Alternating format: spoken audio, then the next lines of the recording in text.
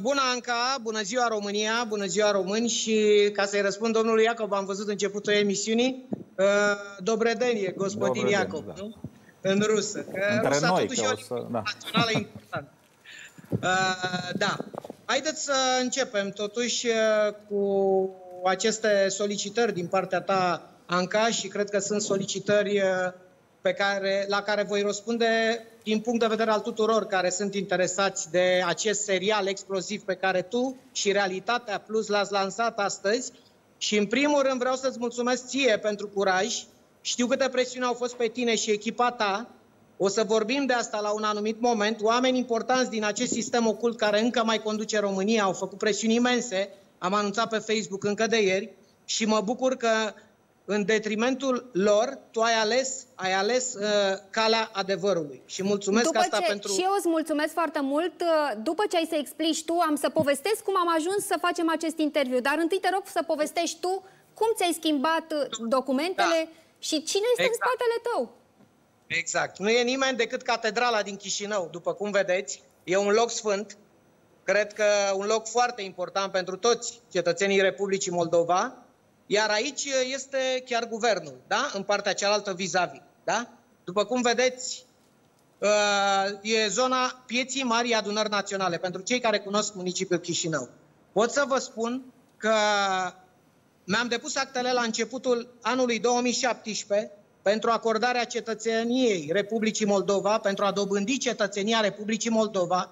Vreau să fac precizarea că am redobândit cetățenia Iată, telespectatorii noștri, Cristian Riza, văd acum actele pe care tu ni le-ai pus și certificatul. Este perfect. Este perfect. Am dobândit în decembrie 2017, când eram doar judecat. Deci, repet, pentru ofițerii acoperiți din presă care au încercat să manipuleze opinia publică și au spus că, vai, a fost dobândită, eram urmărit penal. Nu, domnii mei și stimați români, urmărirea penală se încheie în momentul în care un cetățean este trimis în judecată. Iar eu eram trimis în judecată, dar mă bucuram de prezumția de nevinovăție. Nu fusesem condamnat nici măcar în primă instanță. Atenție foarte mare. Și verificați actele și citiți legea, domnilor. Și în acel moment, în decembrie 2017, aveți actele acolo, toți românii le pot vedea și instituțiile abilitate le pot verifica. Am obținut prin intermediul Ambasadei Republicii Moldova la București. Atenție foarte mare. De ce ai cerut tu cetățenia moldoveană? E important să explici telespectatorilor. Mie mi-ai explicat și aș vrea să le spui. Pentru că am redobândit, așa cum un cetățean moldovean redobândește, da, cetățenia română, așa și eu, pentru că bunica mea a fost cetățean al Republicii Moldova. Primăria din Congaz își are sediul în fosta casă în care s-a născut bunica mea.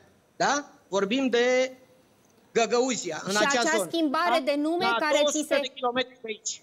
Acea schimbare de nume pe care ei o anunță ca fiind o ciudățenie, o chestie... Deci vreau să o luăm cronologic. Am văzut o copie de-a mea de pașaport pe numele de Rizea din pașaportul meu de cetățean moldovean. Da. Da, domnilor, n-am fost prezent. Acel pașaport a fost emis de Agenția de Servicii Publice, dar dacă nu citiți legea, eu am depus actele la domnul ambasador al Republicii Moldova la București, lângă Hotel Elveția, lângă Piața Victoriei, lângă Piața Charles de Gaulle, îmi cer scuze. Acolo este sediul unde am depus actele ca orice cetățean, fără a beneficia de vreun avantaj, de vreo, nu știu, ori am stat la rând ca orice om care solicită ceva, conform legii, repet. Iar pașaportul, da, a fost emis de Agenția de Servicii Publice pentru că am văzut acest trust. Se numește Gândul de Presă. El este condus de niște infractori puși acolo de sistemul care conduce România și ei manipulează opinia publică. Cristian Riza, o să discutăm în altă dată de acest subiect. Vreau să... surprize mari pentru ei. Avem surprize mari și românii trebuie să le știe. Te rog frumos, vreau să-mi spui cum ai ajuns la Chișinău prima oară? Când te-ai... O frază, mai am să finalizez. Acest pașaport mi-a fost dat, înmânat, unde am depus jurământul, la Ambasada Republicii Moldova, la București. Normal că eu nu m-am deplasat la Chișinău până nu m-am mutat aici. Cu actele deja luate de la București, repet. Este o procedură perfect legală. Citiți legea, cei care nu credeți sau aveți dubii sau apelați la instituțiile statului pentru a verifica. Totul s-a făcut perfect legal. Am dobândit acest pașaport, m-am După aceea, timpul a trecut, am primit condamnarea, care o știți foarte bine, o știu toți românii, nu intrăm în amănunte acum. Am ajuns, m-am mutat aici pe 1 octombrie 2018. Da, Anca. La 1 octombrie 2018... De unde ai venit la Chișinău? Am venit, păi nu, îți spun, deci am venit din 1 octombrie, iar o altă dezinformare pe care acest ziar Gândul a lansat-o ieri în spațiu public. Deci am venit atunci pe 1 octombrie, mi-am luat celelalte acte, mi-am făcut buletinul, permisul, absolut tot de conducere, vorbesc, absolut tot, conform legii, repet. Iar în 2019, da, pentru că din punct de vedere al legii există anumite condiții care trebuie îndeplinite în cazul în care un cetățean al Republicii Moldova dorește să-și schimbe numele. Am luat numele bunicii mele, Mihai, da, este perfect adevărat, ai actele acolo, inclusiv certificatul de naștere mi-a fost schimbat, după cum vezi, cu noul nume. Da, ai certificatul de preschimbare. Dar le-au văzut telespectatorii, au văzut deja de mai multe ori pe ecran. False, ca în dublă identitate. Mâine, poimine o să spună că sunt James Bond al Moscovei. Ați înțeles? Și mă deranjează faptul că nimeni nu citește legea. Toți vorbesc după ureche. Sunt invitați la talk show-uri și își dau cu părerea fără să știe adevărul. Iată, mi-am schimbat numele legal, absolut, toate documentele, deci beneficiez de un statut perfect legal ca orice cetățean al Republicii Moldova. Da, Constituția Republicii Moldova, articolul 18 spune clar, cetățenii moldoveni nu pot fi extradați. Așa, după cum bine știți, ministrul Predoiu a trimis actele aici, a spus-o public, chiar la dumneavoastră, la postul de televiziune, acum 3 luni de zile, dacă nu mă înșel. Și a spus, da, pentru că Moldova nu își extradează cetățenii, nu există tratat între România și Moldova, eu trebuie să-mi execut această pedeapsă aici. Voi merge în fața unui judecător în momentul când dosarul va fi valid, va fi verificat de către cei de aici și voi arăta toate abuzurile făcute de justiția din România și de către sistemul paralel. Și vreau să trag un semnal de alarmă. E urât domnilor de la Gândul, care vă autointitulați ziariști, să manipulați opinia publică, să atacați instituțiile Republicii Moldova, instituția președinției și să-l atacați pe domnul președinte Igor Dodon total gratuit. Domnia sa n-a avut niciun rol în acordarea cetățeniei. Nu președinția îți dă cetățenie, președinția are acest... A căzut, din păcate, legătura, s-a întrerupt, o să refacă colegii mei legătura. A revenit, iată. Exact, poate domnia sa ca președinte are acest atribut, da, conform prerogativelor, dar nu există instituții abilitate care acordă cetățenie. Deci ei au început un atac, un asalt mediatic la adresa instituțiilor de stat de aici. Cristian Rizea, vreau să te întreb, cine se teme de tine? De ce toată această campanie? Pentru că nu pot să nu observ că în ultimele 3 zile, 2-3 zile, după ce s-a aflat că noi am realizat acest interviu, s-a pornit o campanie de presă în România împotriva ta. De ce? Exact, Anca. Un atac, asta spuneam, un asalt mediatic din România asupra instituțiilor de securitate ale Republicii Moldova, un atac asupra instituțiilor de aici, asupra președinției, total nefondat. O spun cu subiect și predicat. Sunt un cetățean liber. Uitați-vă, merg unde vreți, în ce colț al Republicii Moldova vreți dumneavoastră, nu numai al Chișinăului, și stau de vorbă cu oricine. Da? Și vreau să vă spun un lucru. În Republica Moldova, instituțiile de stat respectă legea. Nu e ca în România, unde se fac abuzuri, chiar dacă Moldova nu e stat al Uniunii Europene. Acolo, în România, știm bine ce se întâmplă. De aia eu sunt aici unde sunt. Și voi demonstra toate lucrurile și voi devoala, pentru că de aceea acești băieți ieri, trusturi de presă, oameni, infractori, care conduc aceste trusturi de presă, au dezvoltat acest asalt, au inițiat acest asalt asupra noastră a tuturor, ca să nu spunem lucrurilor pe nume, ca românii să nu afle adevărul. Pentru că în acel moment, după ce românii vor vedea toate episoadele din spovedania lui Rizea, vor înțelege care este adevărul și cine i-a furat zi de zi, an de an, în ultimii ani, în ultimii 10 de ani, după Revoluția din 1989. Și adevărul va ieși la iveală, cum spun de fiecare dată în verdictele mele de pe site-ul www.spovedanialuirizea.com și de pe pagina mea de Facebook spovedania lui Rizea. De aceea, domnule Adrian Ciocârlan, domnule general al Serviciilor Români de Informații din România, da? Serviciul Român de Informații. Că știu că vă uitați la ora asta la emisiune. Mi-au spus niște colegi de-ai dumneavoastră, mi-au dat mesaje. Chiar acum, de aceea s-a întrerupt legătura. Și știu că vă pasionează această emisiune pornită astăzi. Cristian Riza, iată, îl avem... Nu, vreau să fac o invitație. Îl invit aici să vină să bem o cafea. Îl aștept la Chișinău. Pe cine? Pe domnul Ciocârlan? Și vreau să-l invit să mai vorbim de hoțiile pe care le patronează alături de Dragoș Dobrescu, Sebastian Ghiță, Radu Budeanu sau Alin Niculae de la Oscar Downstream, prietenul intim al lui Florian Coldea. Da, domnule Ciocârlan, vă aștept aici că băieții ăștia îi protejați. Ei sunt adevărați infractori ai României și odată vor plăti, vă asigur eu, în fața legii. Nu în alt mod. Cristian Riza, este foarte grav ce spui. Mă simt datoare din nou să te întreb dacă ai probe, așa cum am făcut-o de lung. Interviul te-am întrebat în permanență. Este foarte, foarte grav ce afirmi tu. Am convorbiri înregistrate cu Sebastian Ghiță. Eu vorbesc des cu Sebastian Ghiță. Acum se pare că nu mai răspunde. Când te-a sunat ultima oară Sebastian Ghiță? Ultima oară am vorbit acum 3 zile. Am pus public numărul lui de la Belgrad. Cei care vor să intre în legătură cu el, să se uite pe pagina mea de Facebook, Spovedania lui Rizea, și veți găsi numărul acolo, al lui Sebastian Ghiță, al lui Radu Budeanu, al lui Dragoș Dobrescu, al tuturor acestor infractori care stau în spatele serviciilor secrete și pe care acest sistem din România ocult îi protejează, doamnelor și domnilor. Și prin firmele lor câștigă sute de milioane de euro. Cristian Riza, hai să-i lăsăm pe telespectator să urmărească interviul nostru pe care noi l-am realizat foarte, foarte multe ore. Te rog să rămâi alături de noi. Îi am alături de mine și pe Sorin Roșca Stănescu și pe domnul Dorin Iacob.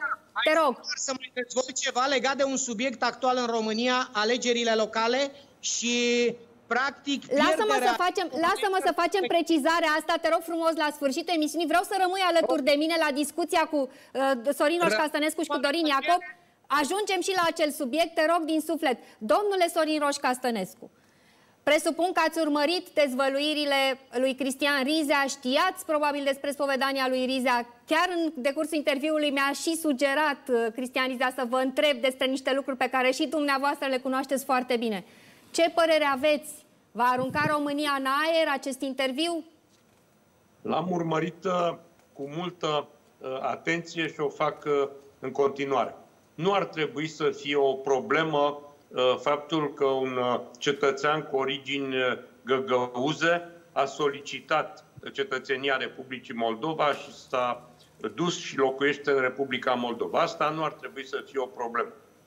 Nu ar trebui să fie o problemă nici măcar statutul cu totul și cu totul special pe care domnul Rizea l-a avut în sistemul de securitate al României. Nu știu dacă a fost un statut oficial sau neoficial, dar cert este că domnia sa s-a aflat în proximitatea unor persoane extrem de importante și în felul acesta a avut acces la informații extrem de sensibile despre diverse persoane din România pe care acum le devoalează. Nici asta nu ar trebui să fie o problemă.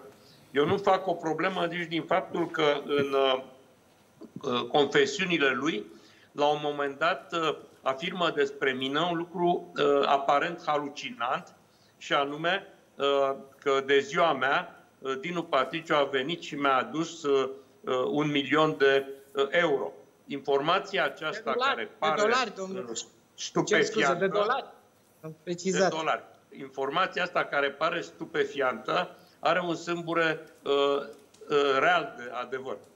N-a fost de ziua mea, a fost cu ocazia căsătoriei mele, când într-adevăr Dinu Patriciu mi-a dat 10% din acțiunile ziarului Ziua, care după aceea s-a vândut cu suma de 10 milioane de dolari. Deci domnul Rizea știa 90% dintr-o informație reală și nu mă deranjează că a devaluat-o, că a făcut-o publică, nici eu nu am ascuns acest lucru vreodată. Dar chiar și cazul meu pe care îl semnalează acolo constituie o dovadă că domnul Rizea are informații explozive, informații reale despre un număr extrem de mare de persoane.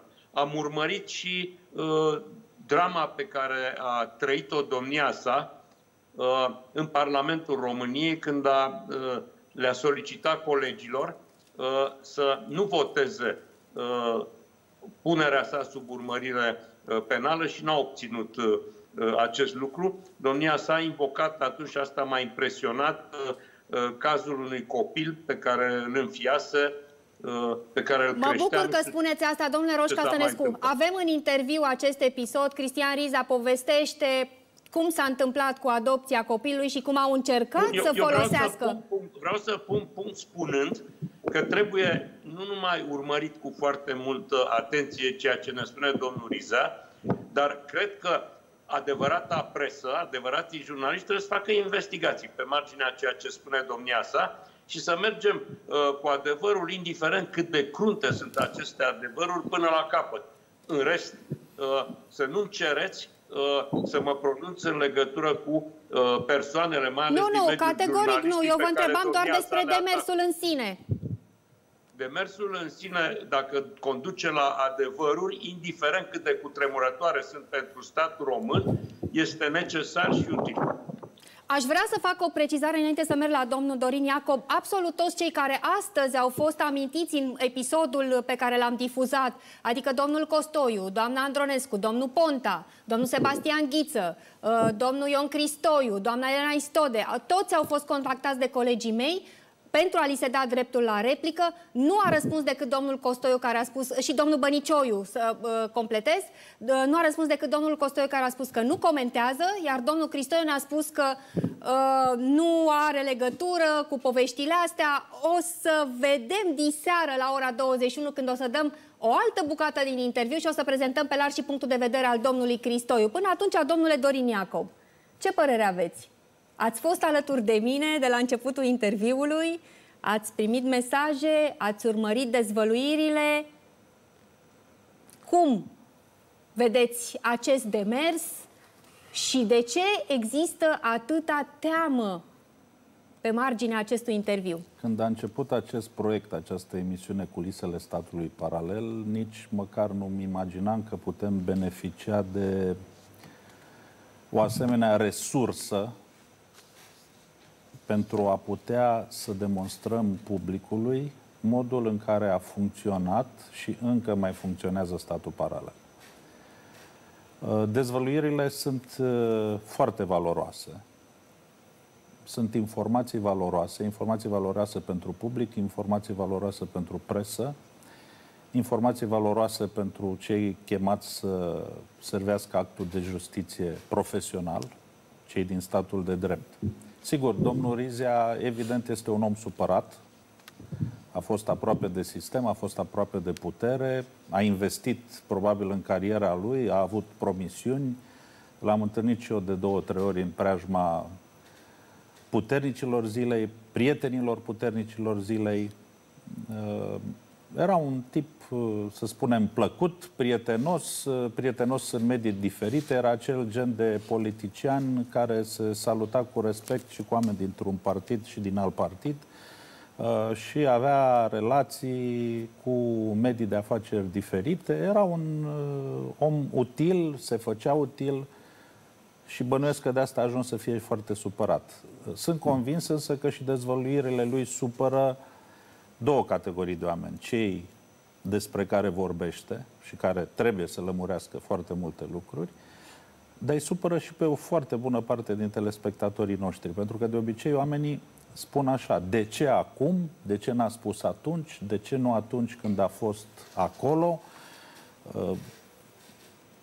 Nu contează acest de ce. Îl avem pe Cristian Rizea lângă noi. Puteți să-i adresați direct întrebarea. Exact, Cristian Rizea, pe care... Dorin Iacob îți pun această întrebare cumva din partea telespectatorilor. De ce acum? De ce n-ai spus atunci când lucrurile s-au întâmplat?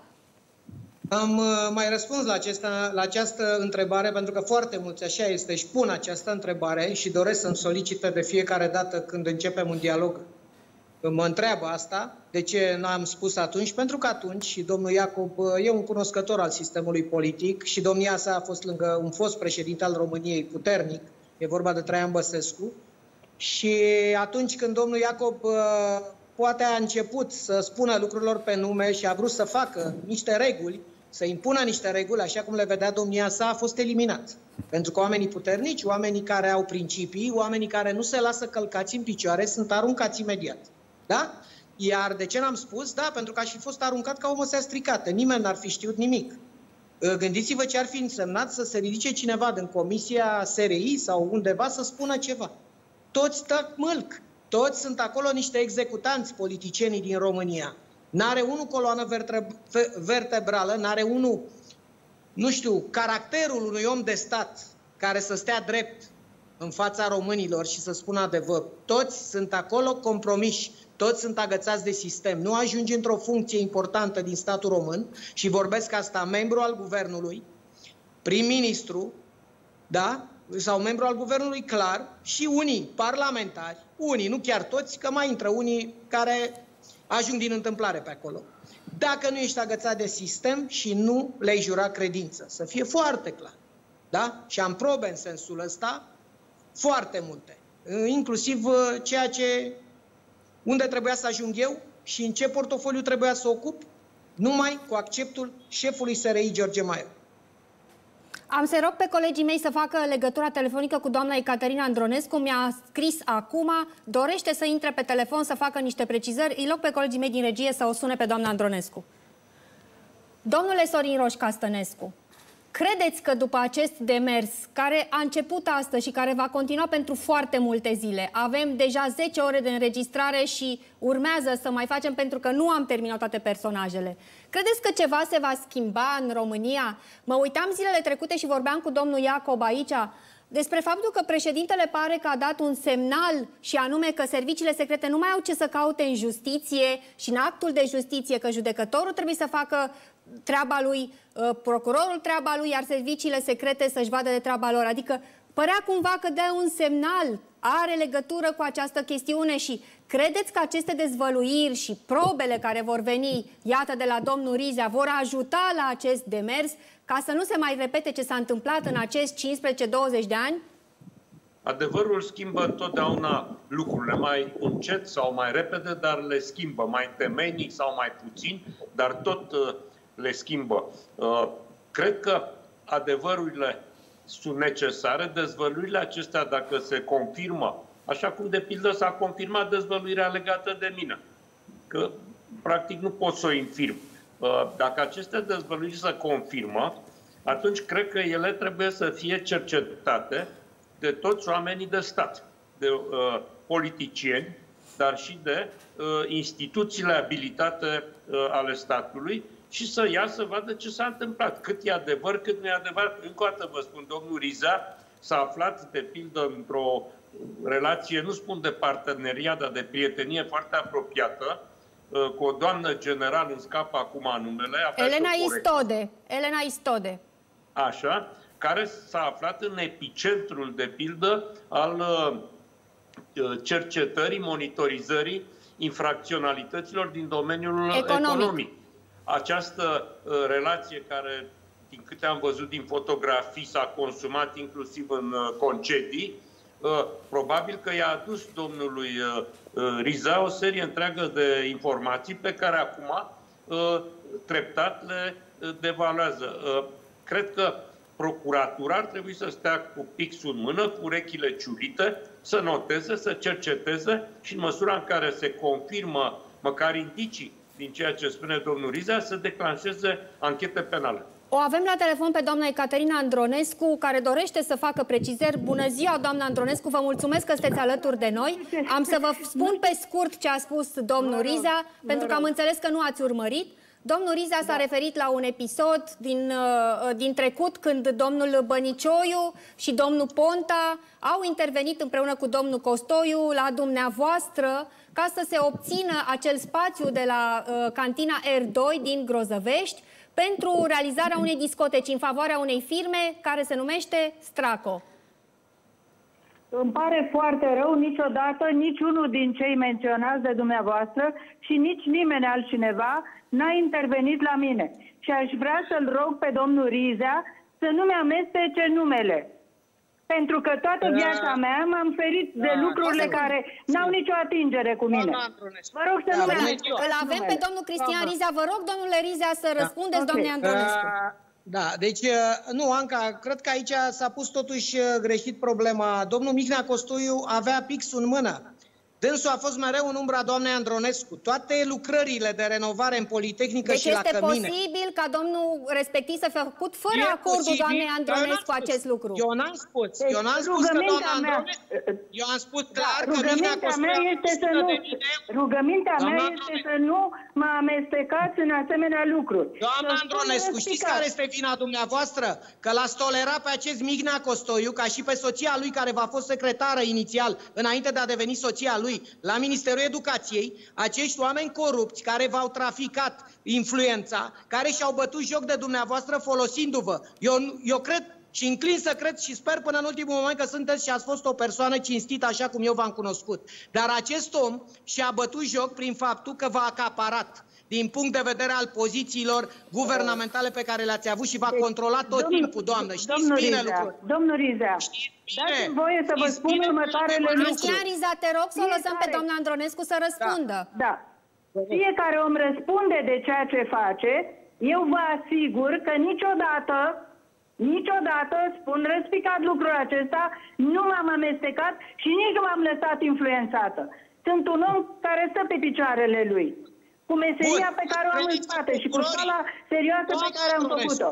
Niciodată nu m-am băgat în lucruri mizerabile. Și nu vreau să mă amestecați dumneavoastră. Doamna ministru, eu sper ca semnătura dumneavoastră să nu se vadă, să nu fie pe documentul. Când procurorii vor descinde și vor verifica ceea ce eu am spus și vor vedea contractul, sper ca semnătura dumneavoastră să nu se regăsească. Iar atunci să ne revedem în studio, în fața românilor și să le spuneți adevărul. Vă spun acum adevărul. Nu este nicio semnătură de-a mea pe niciun asemenea document. Costoiu, așa cum și eu știu. Și vă rog foarte mult, nu mai îmi amestecați numele. Faceți ce vreți, nu mă interesează. Pentru că altfel vă spun că mă pot și eu apăra. Păi stați puțin, doamna Andronescu. Am închis prea mult toată viața ca să mă terfeliți dumneavoastră. Doamna Andronescu, vă rog frumos să faceți toate precizările pe care le doriți. De aceea am făcut legătura în direct. Vă rog, dacă vreți să mai spuneți și alte lucruri, aveți... Vă spun că să mă amestece pe mine este un profund neadevăr. Ca să nu spun românește cuvântul potrivit. Domnul Costoiu n-a fost timp de 20 de ani, fie la Politehnică, fie la Ministerul Educației, cel mai apropiat colaborator. Spuneți-mi mie că mint acum în fața românilor. Spuneți-mi dacă aveți curajos. Deci, eu nu pot să neg că am colaborat cu domnul Costoiu. Pe lucrurile pe care am colaborat răspund de ele. Dumneavoastră nu aveți de ce să mă amestecați pe mine în ceea ce vreți să spuneți. Lucruri pe care eu nu le știu și nu le-am girat. Niciodată. Sunteți inocentă. În volumul 2 veți avea o mare surpriză și voi dezvălui românilor legătura neprincipială între dumneavoastră și Mihnea Costoiu. Cristian Rizea, te rog frumos să ne păstrăm. Sunteți, îmi pare rău, doamna Alexandrescu. Ceea ce spune acum este o mizerie. Asta încercam să spun. Domnule Rizea, vă rog frumos să nu ajungem la alte lucruri.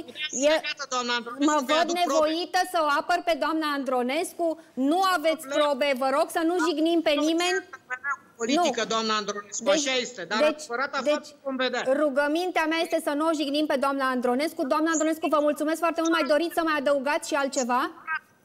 Curând adevărul se va afla. Să nu mai mă amestece numele. Nu mă interesează să-l jignesc, dar m-a jignit îngrozitor, inacceptabil. Toată viața mea am fost un om serios și nu-i permit să facă asemenea jigniri la adresa mea și asemenea acuzații. Să vedem. Restul e poveste.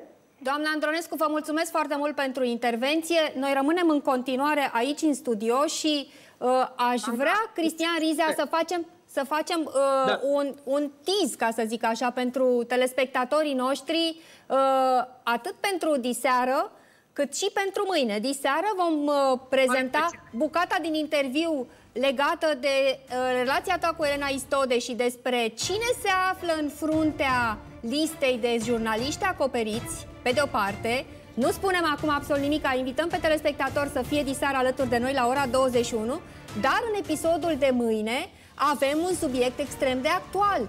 Cine a lucrat împotriva lui Gabriela Firea să nu iasă primar al capitalei? Te rog să spunem foarte puțin, Cristian Rizea, despre ce vom vorbi mâine. Voi devoala acum, chiar dacă sunt aici la Chișinău, departe, cu ghilimelele de rigoare, de România decizională.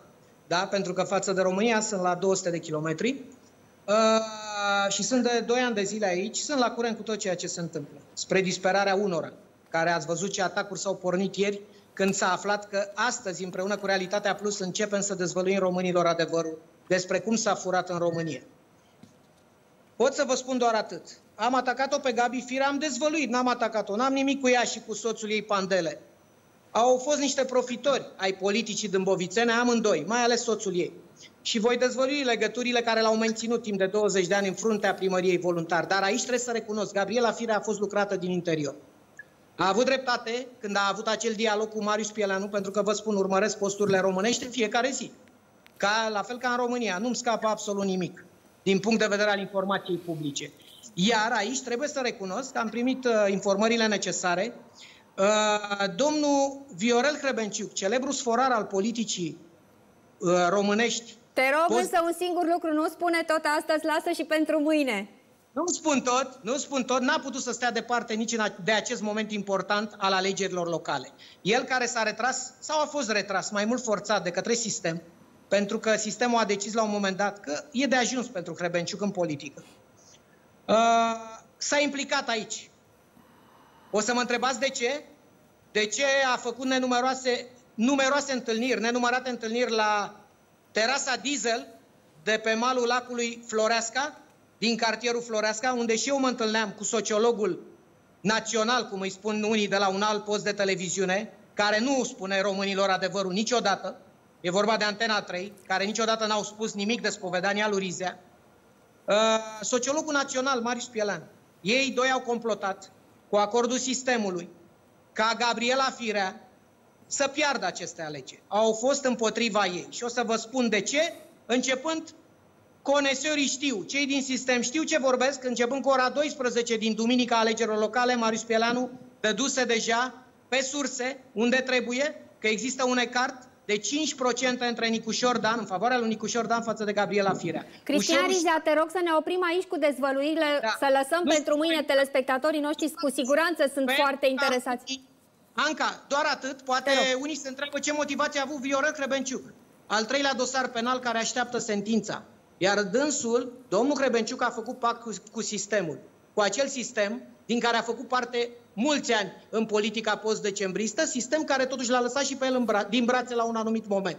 Dar acum vrea să-și răscumpere libertatea. Ăsta a fost prețul pentru care a vândut-o pe Gabriela Firea. Ai dovezi și pentru aceste afirmații? Bineînțeles. Bineînțeles, și le-am scris deja în volumul 2.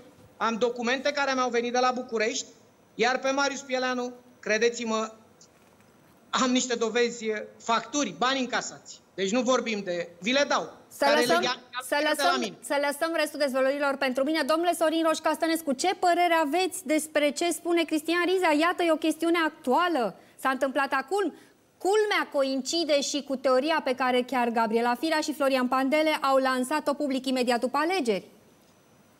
Eu vreau să-l provoc ca pe parcursul relatărilor pe care le va mai face, nu știu dacă a făcut acest lucru în interviurile înregistrate, să vorbească despre statul subteran, despre mecanismele statului subteran. Cum s-a format statul subteran, cine a făcut parte din acest stat subteran, cine erau aceștia acoperiți din mediul politic, din presă, de unde vrea domnia sa, cum colaborau între ei, cum se susțineau reciproc, cum distrugeau destinele celor care refuzau să facă parte din acest mecanism infernal și cât rău a făcut acest stat subteran și cât rău mai face statului român, statului nesubteran. Asta e o discuție, domnule Iacob. Noi discutam săptămânile trecute, mai există acest stat subteran? Rămășițele lui încă lucrează? Noi am încercat să aducem probe și ne-au venit o grămadă de informații despre achizițiile din armată. Vom continua să le spunem telespectatorilor noștri, după ce vom termina aceste episoade, avem nenumărate subiecte, ne-au venit documente și de actualitate și din trecut. Vedeți, da, există, ce poți să spui? Iată, pentru 10% din interviu, câte lucruri se stârnesc și ce... Nu e nici măcar 5% din interviu. Am zis și eu 10%, așa, să fim generoși. Repet încă o dată, un asemenea domn, cu experiența pe care a trăit-o, cu toate păcatele lui, cu păcătoșii din jurul lui, că au păcătuit împreună, este, să fie bine înțeleasă expresia, binevenit în pocăința lui să arate lucrurile, să poată fi răscolite și aduse la suprafață, tocmai pentru ca statul subteran să nu mai poată funcționa, să nu mai poată știrbi din viața oamenilor. Pentru că ăsta este demersul nostru de aici. Ne uităm înapoi, fără mânie, ne uităm înapoi analizând, ne uităm înapoi răscolind însă până în adâncuri, pentru că foarte bine zice domnul Roșca Sămnescu, este subteran, este adânc. Acolo știe să umble doar cel care a trecut pe acolo. Nu ai cum să aduci lumină asupra acestor lucruri dacă nu ai fost acolo, dacă nu știi Zâmbesc pentru că primesc atâtea mesaje, domnule Iacob, iertați-mă că vă întrerup, dar primesc atâtea mesaje și să știți că foarte multă lume, îmi scriu și apropiați și oameni care nu sunt apropiați, că se tem pentru mine. Mie nu mi-este frică, nu mă voi opri, le spun tuturor celor care au încercat să îmi transmită diverse mesaje. Nu vreau să spun amenințări, nu merg atât de departe, dar am primit o grămadă de semnale. Acum trebuie înțeles ceva. Există o înțelepciune populară care spune gura păcătosului adevăr grește. Noi suntem sub această paradigmă, dacă vreți, sub această umbrelă. Cei cu păcate, mai multe, mai puține, este bine să vină să spună: o salut pe doamna Ecaterina Andronescu, un om excepțional, un om care întotdeauna mi-a plăcut. Și toți cei al căror nume apare în acest interviu, îi invit încă o dată, am să spun de fiecare dată, să sune și să reacționeze. Acest lucru este normalul. Acest lucru trebuie să-l salutăm în primul rând. Nu trebuie să se supere nici domnul Rizea, repet, un om evident supărat, un om care supără prin supărarea lui, dar acesta este normalul. Cred că cei mai supărați sunt românii, domnule Iacob, după ce vor vedea toate aceste lucruri, pentru că, iată, vor realiza cum au fost trași pe sfoară de niște politicieni care în spate... care ne judecă și pe noi că facem asta, ne judecă cu mânie. Eu mi-am asumat, domnule Iacob, acest lucru. Vor fi oameni care mă vor critica, oameni care mă vor lăuda, dar îmi asum acest lucru pentru mine, pentru copiii mei, pentru prietenii mei și pentru toți românii care doresc să afle adevărul și să nu se mai întâmple ce s-a întâmplat până acum. Da, și eu am fost martoră la o serie de lucruri, nu-mi închipeam că lucrurile sunt atât de adânci. Acum, punând împreună informațiile mele cu informațiile lui Cristian Riza și ale altor prieteni și ale dumneavoastră, realizez cât de gravă este, cât de gravă a fost situația și cât de gravă este. Foarte scurt, mai avem doar 30 de secunde. Întrebarea mea este: mai există cu adevărat statul paralel, statul subteran, sau mai sunt niște indivizi care au păstrat o anumită legătură și ei joacă acest rol în acest moment, fără să mai aibă nicio legătură cu instituțiile despre care vorbeam mai devreme? Statul subteran despre care vorbim mai există într-o mică măsură, dar fiind subteran, cu tremurul lui, mișcarea lui, zgâțitul lui poate să fie cu reverberații destul de adânci. Vă mulțumim. Trebuie să luăm publicitate, revenim imediat după publicitate. Imediat aveți răbdare. Imediat revenim.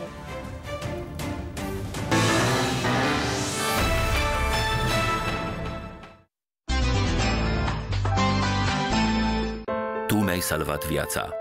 Eu voi face totul pentru a o salva pe a ta și pe a celor dragi nouă. Oricât de greu ne-a fost sau ne va mai fi, nu vom irosi efortul tuturor. Grija pe care ne-o purtăm va învinge virusul. Respectăm regulile, știind că doar noi facem să conteze viețile salvate. Doar noi aducem normalitatea mai aproape. În fiecare zi, ca o echipă pentru viață. Campanie de informare susținută de Guvernul României.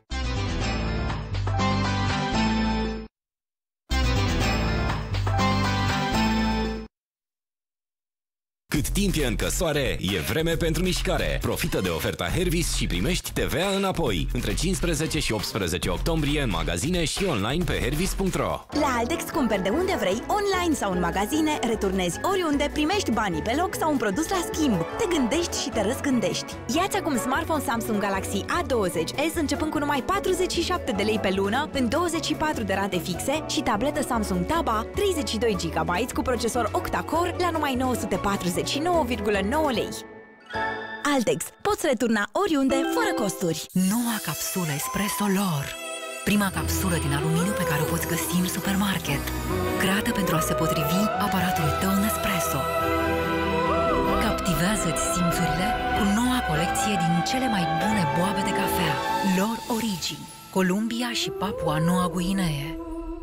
Hemoroizii pot genera simptome precum disconfort, durere, senzație de arsuri. În lupta împotriva hemoroizilor, utilizați Cicatridina supozitoare, numărul 1 în topul vânzărilor din România. Cicatridina supozitoare, tratament adjuvant al proceselor reparative ale canalului anorectal, fisuri anale, în caz de hemoroizi interni și externi.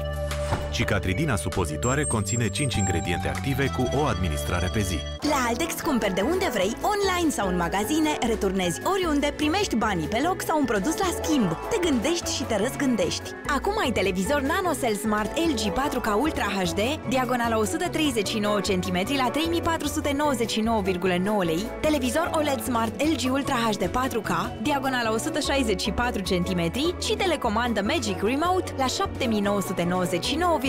lei. Altex. Poți returna oriunde, fără costuri. Oamenii din Unisolești se pricep mai ales la presarea din prima. Și semințele de floarea soarelui bine coapte sunt scuturate din prima. Apoi sunt presate cu grijă o singură dată pentru a obține uleiul ce păstrează întreaga savoare a naturii. Unisol. Din ulei de primă presă. Admiră și tu echipa campioană Lotto Chips. Lotto Chips, cu sare, cu brânză, cu paprika, cu chili, cu smântână, chiar și fără sare. Lotto Chips. Creștem generații de la Best Foods. Ai grijă de tine pentru cei dragi și întărește-ți imunitatea toamna aceasta. Ai 40% reducere la Detrical 2000, acum la 18,99 lei. Acesta este un supliment alimentar. Citiți cu atenție prospectul sau informațiile de pe ambalaj. Acum, cu livrare direct acasă în 90 de minute prin Bringo.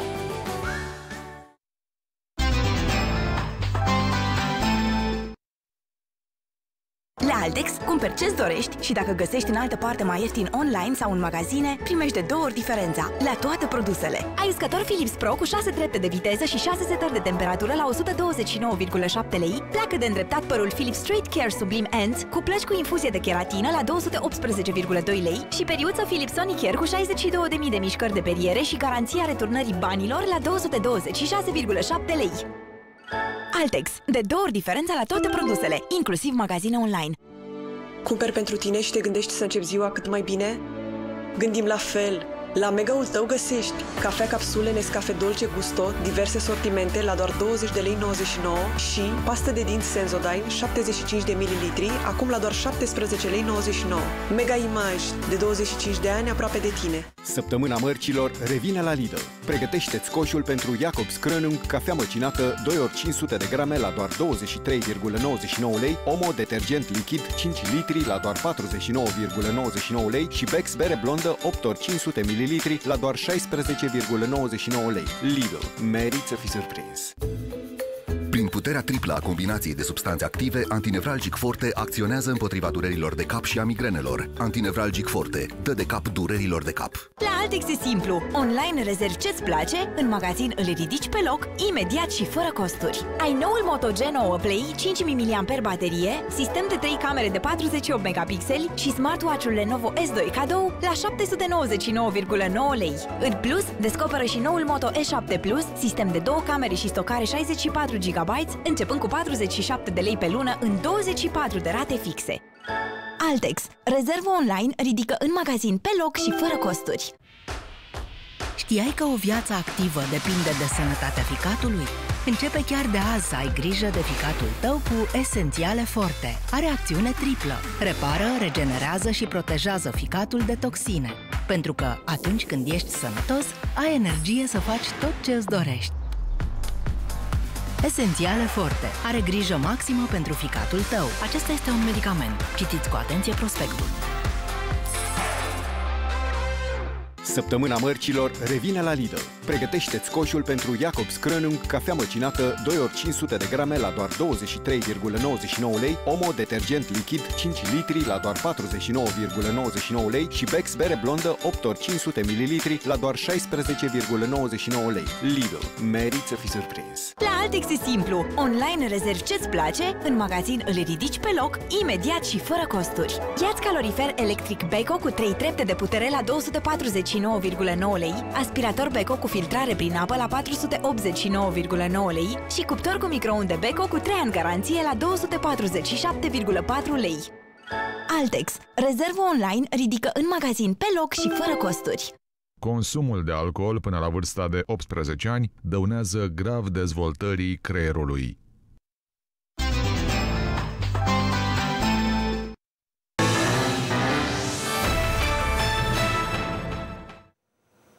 Da, am revenit, din păcate nu mai avem decât 5 minute din emisiunea de astăzi și o să merg să vorbesc și cu domnul Riza și cu domnul Roșca Stănescu și cu domnul Iacob, însă înainte, domnul Iacob, mi-ați spus că aveți 2 confirmări ale dezvăluirilor făcute de Cristian Riza. Spuneți-ne despre ce e vorba. În timpul emisiunii foarte multe informații, foarte multe, dar ca să fie mai ușor de înțeles, iau doar 2.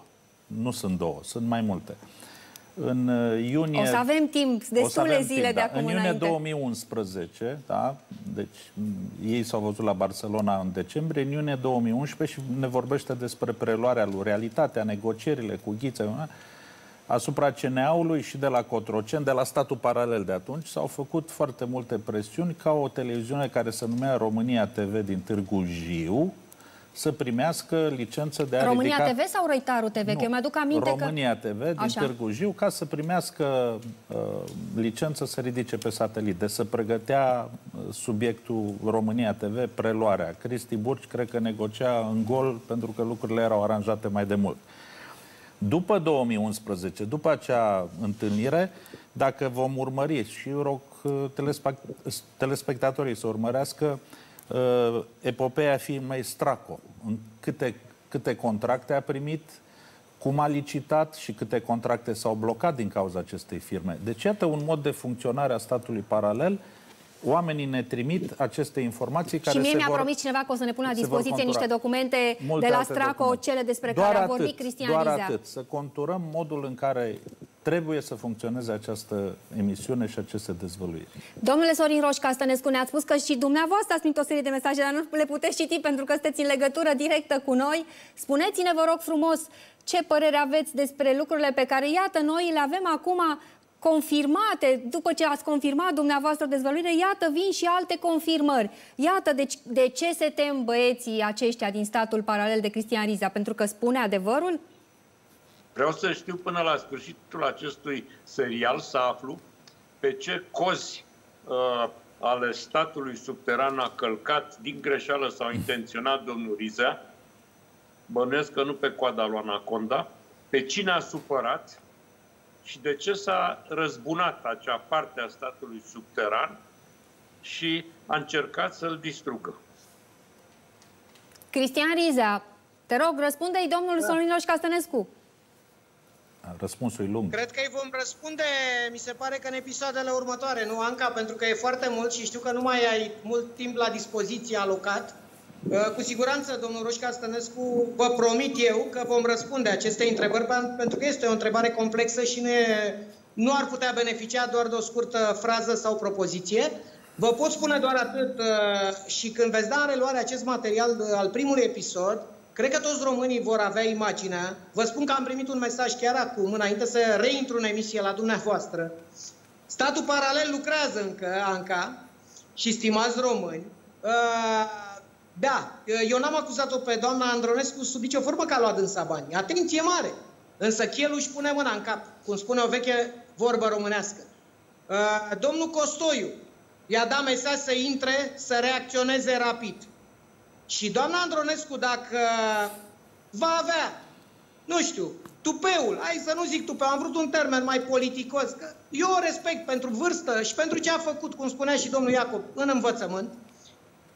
Vă spun doar atât. Sistemul îi monitorizează și pe Costoiu și pe doamna Andronescu. Și există proba, pentru că am primit mesajul, repet, în pauza publicitară, de la cineva din eșalonul 3 al statului paralel, care le monitorizează apelurile, telefoanele și mesajele, care este alături de mine în dezvăluirile mele moral și care susține și el reformarea serviciului român, așa cum se numește, de informații, acestor servicii secrete care de fapt au privatizat România și o fac pentru interesul lor și pentru buzunarul lor și nu pentru securitatea românilor. Și o să mai fac doar un apel, dacă îmi permiți, Anca, acestor, nu știu să le spun, ticăloși de la trustul Gântu, care se dau ziariști, să nu mai manipuleze pe români, că românii nu sunt fraieri, românii sunt inteligenți și își dau seama care este adevărul și care nu.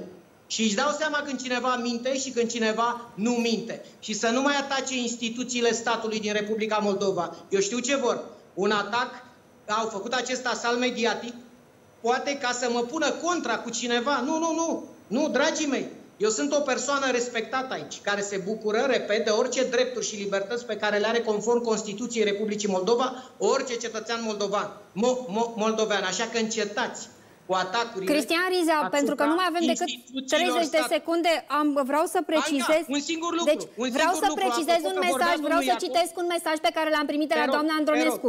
Nu mi-a dat nimeni niciun mesaj. Vă transmit lista pentru verificare. Este precizarea doamnei Andronescu. Am vrut să spun să nu șteargă din registrul de apeluri și să ne dea prin Sunt obligată să fac, domnul Rizea, ne vedem mâine. Ne vedem mâine cu noi dezvăluiri. Gata, vă mulțumesc foarte mult, timpul s-a terminat. Iată, în acest moment mergem la colega mea, Delia, cu știrile de la ora 17. Bună ziua, Delia, ce ne-ai pregătit? La noi aici atmosfera e foarte încinsă, iartă-mă. Am văzut, Anca, bună ziua, doamnelor și domnilor. Astăzi am înregistrat din nou peste 3000 de infectări, este alertă maximă în capitală și 16 județe. Avem și un nou record de pacienți la ATI. Ce ne așteaptă, ce măsuri se impun, ce decizii se iau chiar acum la Palatul Victoria, vedem în doar câteva momente. În timp ce situația este tot mai critică de la zi la zi, cele mai importante instituții în gestionarea crizei se încurcă în cifre legate de rate de infectare în capitală. INSP anunță o cifră, grupul de criză și DSP altă cifră. Cine a dreptate, venim cu detalii despre bâlbele autorităților imediat. Este răsturnarea de situație, condamnații care nu pot justifica averea rămân fără ea, instanța poate decide confiscarea. În ce condiții vă spunem în 10 minute. Vă aștept la realitatea de la ora 17, Anca. Îți mulțumesc foarte mult, Delia, te urmărim cu mare atenție, suntem îngrijorați și noi de starea de sănătate. Eu vă aștept diseară la ora 21 la emisiunea colegii mele, Alexandra Păcuraru, Legile Puterii, cu o nouă dezvăluire a lui Cristian Rizea și desigur ne revedem mâine la ora 15 cu un nou episod din spovedania lui Cristian Rizea. O zi bună!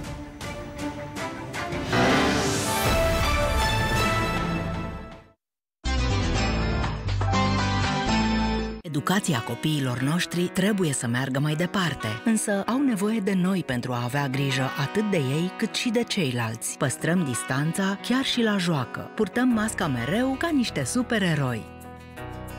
Respectăm indicațiile profesorilor. Rămânem acasă, dacă așa ne spune doctorul. O echipă puternică se formează de acasă, iar noi suntem alături de cei mici către un viitor mai bun.